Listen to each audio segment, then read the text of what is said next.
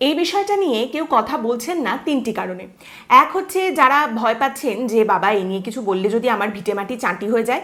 দ্বিতীয়, যারা এই নিয়ে কথা বলছেন না কারণ তারা ভাবছেন যে এসব হলেও এটার পরেও তাদের বা তাদের কাজের দৈন্য দশা ঘুচবে না। এবং তৃতীয়, যারা ভাবছেন যে বাবা এই নিয়ে আবার কথা বলবো, টুক করে যদি এই সুযোগে বাংলা বিদ্বেষে একটা তকমা গায়ে লেগে যায় তখন কি হবে। আর আমি এই বিষয়টা নিয়ে কথা বলছি তার পেছনেও তিনটে কারণ আছে। গত 7 বছর ধরে আরও বেশি রিচ, আরও বেশি টাকা, এই সমস্ত কিছুর একেবারেই ধার ধারিনি আমি। এই সব কিছুর পরোয়া না করে বাংলা ভাষায় পর্ব করব, বাংলা ভাষাতেই কাজ করব, এই জেদ নিয়ে আমি কাজ করে গেছি। এবং দ্বিতীয় কথা হচ্ছে যে আমাকে তোড়তে খুব একটা বেশি কিছু লাভ হবে না। এবং তৃতীয় কথা, যেটাকে একটা বিরাট বড় মহান সমাধান হিসেবে সামনে তুলে ধরা হচ্ছে, সেটার পেছনে যে আসলে একটা বড়সড় ভণ্ডামি লুকিয়ে আছে সেই কথাটা সামনে রাখা প্রয়োজন। তো বিষয়টা কি হয়েছে, একদিকে তো সামনের বছর নির্বাচন, তার আগে তৃণমূল কংগ্রেসের তরফ থেকে হিক্কার তোলা হচ্ছে যে গোটা দেশে বিভিন্ন রাজ্যে বাংলায় কথা বললেই বাংলাদেশি তকমা লাগিয়ে দেওয়া হচ্ছে, বাংলায় কথা শুনলেই বাংলাদেশি সন্দেহে আটক করা হচ্ছে এবং ভীষণভাবে অত্যাচার করা হচ্ছে। এই গোটা দেশ জুড়ে বাংলাকে এবং বাঙালিকে কোণঠাসা করা হচ্ছে। তো এই পরিস্থিতিতে দাঁড়িয়ে পশ্চিমবঙ্গে হঠাৎ হলো একটি বিরাট বড় লোক দেখানো বৈঠক। সে তো একেবারে সাজো সাজো রব। এবং বাংলা ফিল্ম ইন্ডাস্ট্রি, বাংলা সিনেমার যে ইন্ডাস্ট্রি রয়েছে সেই ইন্ডাস্ট্রির সমস্ত হোতারা, তথাকথিত হোতারা, তারা বসে পড়লেন বৈঠকে। কার সঙ্গে বৈঠকে বসেছেন তারা? না, অরূপ বিশ্বাস, মন্ত্রী অরূপ বিশ্বাসের সঙ্গে তারা বৈঠক করছেন। কেন? বৈঠকের কারণটা কি? না, হিন্দি ছবি বাংলা ছবিকে গ্রাস করে ফেলছে, হিন্দি ছবির দৌড়াতে বাংলা ছবি একেবারে কোণঠাসা, বাংলা ছবি হল পাচ্ছে না পশ্চিমবঙ্গের বুকে। এ কেমন কথা? অতএব দাদা আপনি কিছু করেন, দাদা আপনি মাইবাপ, আপনি কিছু করতে পারবেন, দাদা আপনি কিছু করেন, আর দিদি আপনি কিছু করেন, আপনি তো মহান, আপনি তো ভীষণ মানবিক, আপনি তো সুপার ওমেন, আপনিই করতে পারবেন। তাহলে বৈঠক হলো। বৈঠকের পরে এলো অরূপ আশ্বাস বাণী এবং অরূপ বিশ্বাস বলে দিলেন পশ্চিমবঙ্গ সরকারের তরফ থেকে একটি সিদ্ধান্ত নেওয়া হয়েছে, সবাইকে সেটা মানতে হবে। কি ব্যাপার? না, পশ্চিমবঙ্গের প্রত্যেকটি সিনেমা হল, সিঙ্গেল স্ক্রিন বা মাল্টিপ্লেক্সের প্রতিটা স্ক্রিনে, প্রতিটা সিনেমা হলে প্রত্যেক দিন, বছরের 365 দিন প্রাইম টাইমে একটা করে অন্তত বাংলা ছবি দেখাতেই হবে।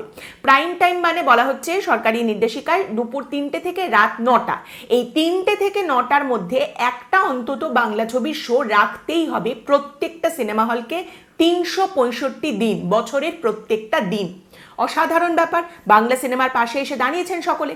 শাসক দল বৈঠকে বসার আগে এরকম অবস্থা যে আচ্ছা ঠিক আছে, মানে ওই ধরুন 13-14 বছর ধরে একেবারে বসে বসে তাড়িয়ে তাড়িয়ে বাংলা ফিল্ম ইন্ডাস্ট্রিকে বাঁশ জুগিয়ে যাবার পর তাদেরও বক্তব্য, আচ্ছা তুমি এইভাবে হিন্দি ছবির কাছে খাচ্ছ কেলানি, কই এই কথা তো তুমি আমাকে আগে বলনি।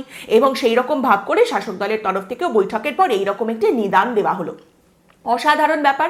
বাংলা সিনেমার পাশে দাঁড়িয়ে পড়েছেন সকলে মিলে, বাংলা, বাঙালি, বাঙালি অস্মিতা, চোখে জল, সকলে খুব খুশি। আই লাভ ইউ দাদা, আই লাভ ইউ দিদি। কিন্তু এর থেকে ভালো তো কিছু হতে পারে না। বাংলা সিনেমা দেখানো বাধ্যতামূলক, পশ্চিমবঙ্গের প্রত্যেকটা হলে, প্রত্যেকটা স্ক্রিনে অন্তত একটা করে বাংলা ছবির শো রাখতেই হবে দুপুর 3টে থেকে রাত 9টার মধ্যে। অসাধারণ। এর মধ্যে খারাপ কিছু তো নেই। খারাপ কিছু যদি না থাকে তাহলে আমি কলুর বলদের মতো আবার এসে এই কথা কেন বলছি যে এখানে একটা বড় ভণ্ডামি রয়েছে। প্রথম কারণ হচ্ছে পশ্চিমবঙ্গ সরকারের তরফ থেকে এই যে নির্দেশিকা জারি করা হয়েছে, এটা গোটা পশ্চিমবঙ্গের ক্ষেত্রে একেবারেই প্রয়োগ হচ্ছে না। এবং এই নির্দেশিকা গোটা পশ্চিমবঙ্গে কার্যকর হবে না ঠিক সেই একই কারণে, যে কারণে এত বছর ধরে যখন বাংলা ফিল্ম ইন্ডাস্ট্রিকে ধোপাকাচা করা হয়েছে, সেই সময় শাসক দল এবং মুখ্যমন্ত্রী চুপটি করে তাকিয়ে দেখেছেন। আর সেটা হলো ভোটের অঙ্ক।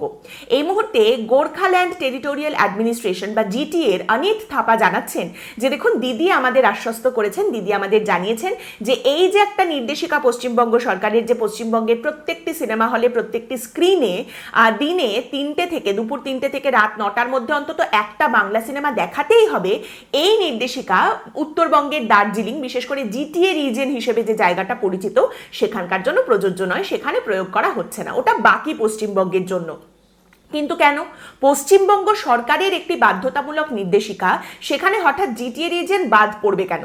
তাহলে এই যে বঙ্গ বিজেপির তরফ থেকে একটা দাবি করা হয় যে দুই বাংলা আলাদা, মানে বঙ্গ বিজেপির একাংশের তরফ থেকে যে দাবিটা করা হয় দুই বাংলা আলাদার, সেই রকম দাবিটার উপরেই কি তৃণমূল কংগ্রেসের সরকারের তরফ থেকে শিলমোহর দেওয়া হচ্ছে? না, ব্যাপারটা হলো এই জিটিএ রিজনের বক্তব্য হচ্ছে আমাদের নেপালি সিনেমা দেখাতে হবে।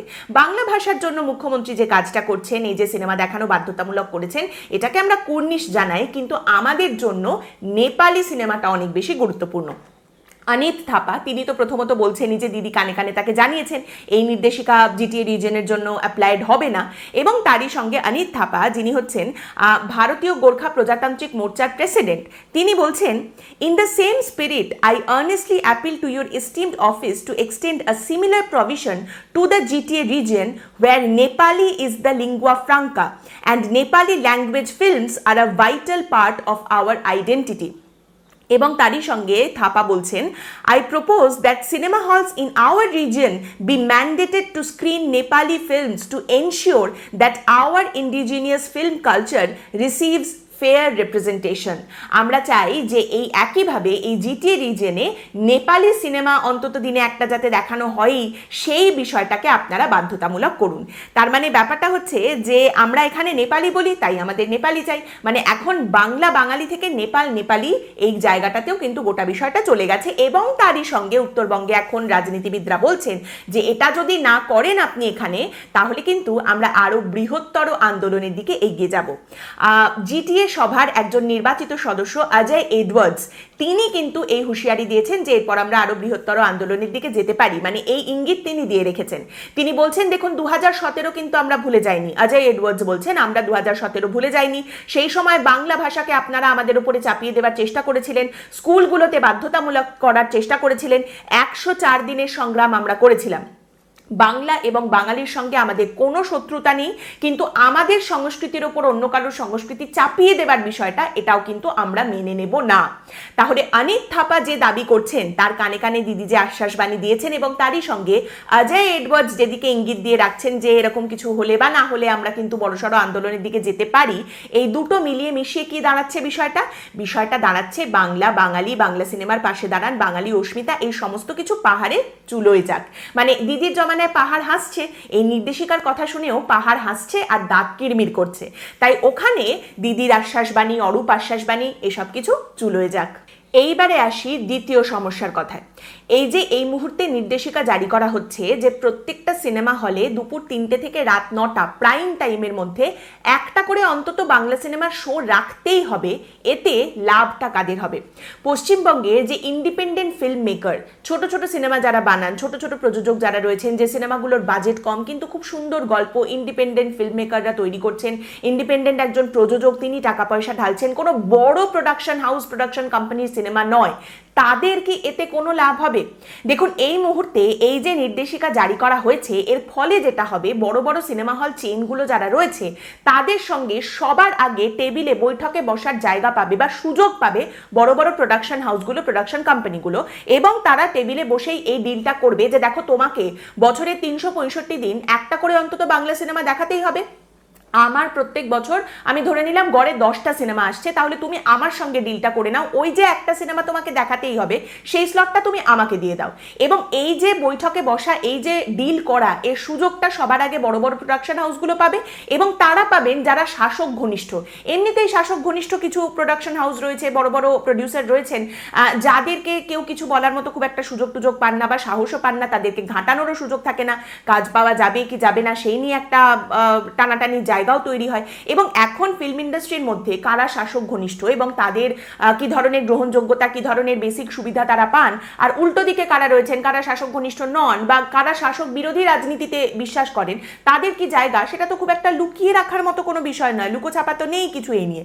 আজকে আপনি দেখুন একজন দেব বা একজন রাজ চক্রবর্তী, যারা শাসক দলের বিধায়ক, সাংসদ, তাদের সিনেমা, কিংবা ব্রাত্য বসু, শাসক দলের তিনি বিধায়ক এবং আমাদের রাজ্যের মন্ত্রী অরিন্দম শীল, যিনি শাসক দল ঘনিষ্ঠ একজন পরিচালক, তাদের সিনেমার ক্ষেত্রে যে গ্রহণযোগ্যতা লজিস্টিক্সের ক্ষেত্রে তারা পান, যে সুযোগ সুবিধা পান, অন্যদিকে যে সমস্ত ফিল্ম মেকার বা প্রডিউসার রয়েছেন যাদের ধরুন শাসক দলকে পোষায় না, তারা শাসক দল বিরোধী কোনো রাজনীতিতে বিশ্বাস করে, তাদের ক্ষেত্রে কি ধরনের গ্রহণযোগ্যতা থাকে, এবং সেই পরিস্থিতি এর আগেও আমরা দেখতে পেয়েছি। তাহলে এরপরে সেই ইন্ডিপেন্ডেন্ট ফিল্ম মেকার যারা রয়েছেন তাদের জন্য কি পরিস্থিতি তৈরি হবে, তাদের জন্য কি বদলালো।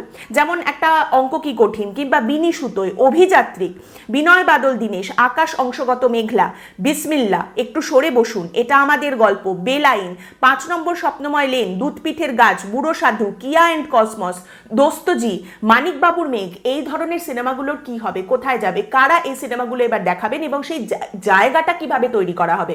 এবং অনেক সময় আমরা দেখতে পাই যে এই ধরনের এক একটা বাংলা সিনেমা, সেগুলো সিনেমা হলে দেখানো হচ্ছে, মুহূর্তের মধ্যে সেই সিনেমা উধাও, মানে 1 সপ্তাহ চললো না, সিনেমাটা নামিয়ে দেওয়া হলো তারপরই। এরকমও হয়েছে যে এই সমস্ত সিনেমাগুলো দেখা গেছে পরবর্তীকালে বিভিন্ন চলচ্চিত্র উৎসবে গেছে, প্রচুর পুরস্কার নিয়ে এসেছে, কিন্তু তাতে কি পশ্চিমবঙ্গের তাতে কিচ্ছু যায় আসেনি, এবং সেই সিনেমাগুলো মানুষ যাতে দেখতে পারেন তার জন্য কোনো বাধ্যতামূলক ব্যবস্থা কিন্তু করা হয়নি, তার জন্য খুব আলাদা করে কোনো প্রমোশন, আলাদা করে একটা স্পেস তৈরি করা, সেগুলো করা হয়নি। তাহলে সেই ইন্ডিপেন্ডেন্ট পরিচালক বা ইন্ডিপেন্ডেন্ট প্রডিউসার, ফিল্ম মেকার যারা রয়েছেন তাদের জায়গা নিশ্চিত এই নির্দেশিকার মাধ্যমে কি হচ্ছে, নাকি আলটিমেটলি বিষয়টা দাঁড়াচ্ছে fat cats will get fatter only. এবার এইখান থেকে আপনি চলে আসুন সিঙ্গেল স্ক্রিনের কথায়। মাল্টিপ্লেক্স বা এই বড় বড় সিনেমা হল চেনগুলো ছেড়ে আমি যদি সিঙ্গেল স্ক্রিনের কথায় আসি, শহর থেকে শহরাঞ্চল, মফস্বলের দিকে যদি আমি এগোই, সেই সিঙ্গেল স্ক্রিনগুলোর কথা হলে সেখানে কি হবে। দেখুন, এই যে বাংলা সিনেমাকে ম্যান্ডেটরি করতে হচ্ছে, সেটা সিঙ্গেল স্ক্রিন হোক বা মাল্টিপ্লেক্স হোক, তার কারণটা কি? তার কারণ হচ্ছে হিন্দি ছবি দেখালে ব্যবসা বেশি হয়, হিন্দি ছবির টিকিটের দামও বেশি, ব্যবসাটাও বেশি লাভজনক, বাংলা ছবির বাজেটও কম, টিকিটের দামও কম, যে কারণে সমস্ত ব্যবসায়ীরা, সেটা সিঙ্গেল স্ক্রিন বলুন কি মাল্টিপ্লেক্স বলুন, তারা বাংলা সিনেমার উপরে হিন্দি সিনেমাকে জায়গা দিয়েছেন। সেখান থেকেই আস্তে আস্তে এই জায়গা তৈরি হয়েছে, যার জন্য আজকে সরকারকে এই নির্দেশিকা জারি করতে হচ্ছে। তাহলে এটা কারণটা দুজনের ক্ষেত্রেই এক, সেটা মাল্টিপ্লেক্স হোক বা সিঙ্গেল স্ক্রিন। এবার মাল্টিপ্লেক্স যেগুলো রয়েছে তারা তাদের ওই দিনে একটা করে সিনেমা, বাংলা সিনেমা শো রাখতে গেলে যদি তাদের মনে হয় যে কোথাও গিয়ে কিছু লস হবেও, তারা ওই বড় বড় প্রোডাকশন হাউসগুলোর সঙ্গে সেই ডিলগুলো করে তাদের সেই লসটা সহ্য করার মতো ক্ষমতার জায়গা তৈরি করতে পারবেন। এমনিও তাদের ব্যবসা অনেক বড়, তাদের লস সহ্য করার ক্ষমতাটাও অনেক বড়। এবার আপনি এই সিঙ্গেল স্ক্রিনের কথায় যদি আসেন, তাদের বলা হচ্ছে তোমাকে ওই 3টে থেকে 9টার প্রাইম টাইম, যে সময়টায় তোমার আসল ব্যবসা হয়, সেই সময় একটা যে কোনো বাংলা সিনেমা দেখাতেই হবে। প্রথমত তারাও চেষ্টা করবে সেই রকম বড় প্রোডাকশন হাউসের সিনেমাই দেখাতে, যেটা তারা জানে যে অন্তত এই সিনেমাতে লোক হবে, আমার এখানে লসটা কিছুটা হলেও কম হবে। প্রথমত টেবিলে বসার সুযোগটা পেয়ে যাচ্ছেন প্রথমেই বড় প্রোডাকশন হাউস, বড় বড় প্রডিউসার, শাসক ঘনিষ্ঠ প্রডিউসাররা। তারপরে আপনি সিঙ্গেল স্ক্রিনের দিকেও যদি তাকান, সেখানেও তারা ওই জায়গাটাই বেছে নেবে যে আমি তাহলে সব থেকে সেফ বেটটা নেব। একটা দিনে একটা প্রাইম টাইমের সময়, যে সময় আমার ব্যবসা করার কথা, সেই সময় যদি আমাকে একটা লস নিতেই হয়, অবভিয়াসলি আমি সেই বাংলা ছবির দিকে যাব যেটাতে দর্শক হচ্ছে, যেটা প্রচুর হল ভর্তি করে মানুষজন আসছেন, যেটার জন্য প্রচুর প্রমোশন হচ্ছে, মানুষের সামনে যেটার ভিজিবিলিটি রয়েছে, সেই সিনেমাকেই আমি বেছে নেব। সেখানেও এই যে ইন্ডিপেন্ডেন্ট সিনেমাগুলো, ছোট ছোট সিনেমাগুলো, ছোট ছোট প্রডিউসাররা, ছোট ছোট নির্দেশক, পরিচালকরা যে সিনেমাগুলো তৈরি করছেন, সেই সিনেমা জায়গাটা কোথায় পাবে, কিভাবে পাবে, এই জায়গাটা কিভাবে তৈরি হবে। বরং এইখানে যদি সরকারের তরফ থেকে এই সিঙ্গেল স্ক্রিন যে সিনেমা থিয়েটারগুলো রয়েছে তাদেরকে বলা হতো যে তোমরা দিনে একটা করে ওই প্রাইম টাইমে বাংলা ছবির শো দেখাও, এবং তার জন্য তোমাদের যে ক্ষতিটা হচ্ছে সেখানে আমি ভর্তুকি দেব, সরকারের তরফ থেকে ভর্তুকি দেওয়া হবে, তুমি দেখাতে থাকো। মানুষ কদিন দেখবেন না, একদিন দেখবেন না, 2 দিন দেখবেন না, 3 দিন দেখবেন না, 4 দিনের দিন ঠিক এসে দেখবেন, কারণ সিনেমাটা হলে রয়েছে, হলে হলে চলছে। তাহলে মানুষের সেই নিয়ে একটা কৌতূহল তৈরি হবে, ভিজিবিলিটি বাড়বে, তারা আসবেন এবং দেখবেন। কিন্তু প্রথম 3 দিন, 4 দিনের দর্শক টানার জন্য প্রথম 3 দিন তোমার যে ক্ষতিটা হচ্ছে, সেটা তোমার ব্যবসার ক্ষতি করে তুমি করছো, তাহলে তোমাকে আমি ভর্তুকি দেব। সেই জায়গাটা যদি তৈরি করা হতো, তাহলে কিন্তু এই সিনেমাগুলো রমরমিয়ে চলতো, রমরমিয়ে আরো বেশি করে জায়গা পেত। সেই জায়গাটা তৈরি করার কোনো জায়গা কিন্তু এই নির্দেশিকায় সামনে এলো না। এইরকম একটা সেফ স্পেস এই সিঙ্গেল স্ক্রিনগুলোর জন্যও যদি তৈরি করতো সরকার, তাহলে কিন্তু ছোট ছোট ওই প্রযোজনা সংস্থা, ছোট ছোট প্রযোজকদের সঙ্গে সিঙ্গেল স্ক্রিন থিয়েটারগুলো সেই ডিলে যেতে পারতো। এখন সেই আবার একই সার্কেল রিপিট হবে। আগে আমি বাংলা সিনেমা নিতে পারতাম না, বলিউডের ডিস্ট্রিবিউটাররা মুখ বেঁকিয়ে নেবে, না হলে বলিউডের ডিস্ট্রিবিউটাররা পেটাবে। আর এখন আমি ভালো কোনো ছোট বাংলা সিনেমা নিতে পারবো না, তাহলে বড় বড় প্রোডাকশন হাউসগুলো আমার দিক থেকে মুখ বেঁকিয়ে নেবে, অথবা শাসক ঘনিষ্ঠ যারা আছে তারা আমাকে পেটাবে তাদের সিনেমা না নিলে। বাংলা সিনেমার পাশে দাঁড়ানো দাঁড়ানো আর ভালো বাংলা সিনেমার পাশে দাঁড়ানো, দুটোর মধ্যে পার্থক্য আছে।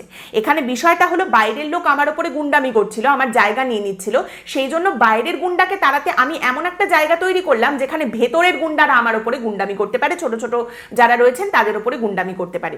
মানে এত বছর ধরে যে সমস্যাটা পারসিস্ট করেছে সেই জায়গার সমাধানটা করার জন্য আমি 1 মিনিটের মধ্যে সমাধান করে দেবো করতে গিয়ে একটা জাস্ট টাপ্পি লাগানো একটা কিছু একটা বলে দিলাম, একটা নির্দেশিকা জারি করে দিলাম, তার মাধ্যমে আলটিমেটলি কোনো ফ্রুটফুল মিনিংফুল সলিউশন কিচ্ছু সামনে এলো না। এবং এই গোটা বিষয়টার মধ্যে সব থেকে হাস্যকর কি জানেন, বাংলা সিনেমার অভিনেতা, বাংলা সিনেমার অভিনেত্রী, বাংলা সিনেমার পরিচালক, তারা সবাই আজকে ধন্য ধন্য করছেন, কি দারুণ সমাধান সামনে নিয়ে এসেছেন। যারা এই বিষয়টা করছেন যে কি ভালো কথা বলেছেন, কি ভালো কথা বলেছেন, তাদের সঙ্গে কিছুদিন আগে পর্যন্ত স্বরূপ বিশ্বাসের ইন্ডাস্ট্রিতে যে টানাটানি, সে কথা তো কারুর অজানা নয়। গোটা পশ্চিমবঙ্গ জানে যে কি পরিমাণ কি পরিস্থিতি তৈরি হয়েছিল বাংলা ফিল্ম ইন্ডাস্ট্রির মধ্যে। ফেডারেশনের 21 আইনের বিরুদ্ধে 13 জন পরিচালক তারা কিন্তু মামলা করেছেন আদালতে। এবং এই যে 13 জন পরিচালক, তারা তো হিব্রু ভাষায় কাজ করতেন না, হিব্রু ভাষায় সিনেমা সিরিয়াল যাই হোক কন্টেন্ট তৈরি করতেন না, তারাও বাংলাতেই কাজ করতেন, বাংলা ভাষাতেই কাজ করতেন।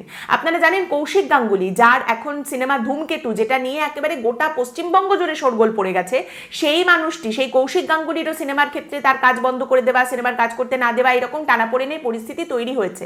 আজ দেখা যাচ্ছে সবাই মিলে ধন্য ধন্য করছেন, অরূপবাবু কি ভালো, স্বরূপবাবু কি ভালো, কি ভালো সলিউশন, কি ভালো সমাধান সামনে নিয়ে আসা হয়েছে। এই যে শেষ টানাপোড়েনটা হলো, এই যে কাজ বন্ধ হয়ে যাওয়া, এটা করতে না দেওয়া, ওটা করতে না দেওয়া, কতদিন ধরে সিরিয়াল সিনেমার কাজ বন্ধ হয়ে থাকছে, এই সমস্ত কিছুর জন্য বাংলা ফিল্ম ইন্ডাস্ট্রিকে কত টাকার খেসারত দিতে হয়েছে জানেন? 500 কোটি টাকা। বাংলা ছবির ইন্ডাস্ট্রিকে 500 কোটি টাকার খেসারত দিতে হয়েছে ওই টানাপোড়েনের জন্য। সেখানে 25 লাখ টাকার লাভ করলে, 25 লাখ টাকার প্রফিট হলে বড় বড় সমস্ত অভিনেতা অভিনেত্রী, প্রোডাকশন হাউস, তারা সমস্ত কেক কেটে সাকসেস পার্টি দেন। এই বাংলা সিনেমার পাশে যদি দাঁড়ানোর দরকার ছিল, বাংলা সিনেমার সার্বিক উন্নয়নের পাশে যদি দাঁড়ানোর দরকার ছিল, তাহলে প্রথমেই ইন্ডাস্ট্রির ওপরে বিশ্বাস ব্রাদার্সের যে ক্ষমতা, সেই ক্ষমতাকে লাগাম পড়ানোর দরকার ছিল। কিন্তু সেটা করা হয়নি। সেটা না করে তার জায়গায় লোক দেখানো একটা সলিউশন এমনভাবে সামনে রাখা হলো, এবং তাড়াহুড়ো করে আমাকে এক্ষুনি একটা কিছু করতে হবে, নির্বাচনের আগে আমাকে এমন একটা সমাধান আনতে হবে যেটা দেখে একেবারে তাক লেগে যাবে, সেটা করতে গিয়ে এমন জায়গা তৈরি করা হলো যার মাধ্যমে এই ইন্ডাস্ট্রির মধ্যে শাসক ঘনিষ্ঠরা আরও একটা জায়গা পেলেন যেখানে তারা দাপিয়ে বেড়াতে পারেন, তাদের ক্ষমতার অপব্যবহার করতে পারেন, সবার মাথার উপরে ছড়ি ঘোরাতে পারেন। আজকের পর্ব এখানেই শেষ করছি। আপনাদের মতামত অবশ্যই জানাবেন এই পর্ব সম্পর্কে। পরের দিন দেখা হবে অন্য একটি বিষয় নিয়ে আলোচনায়। ভালো থাকবেন।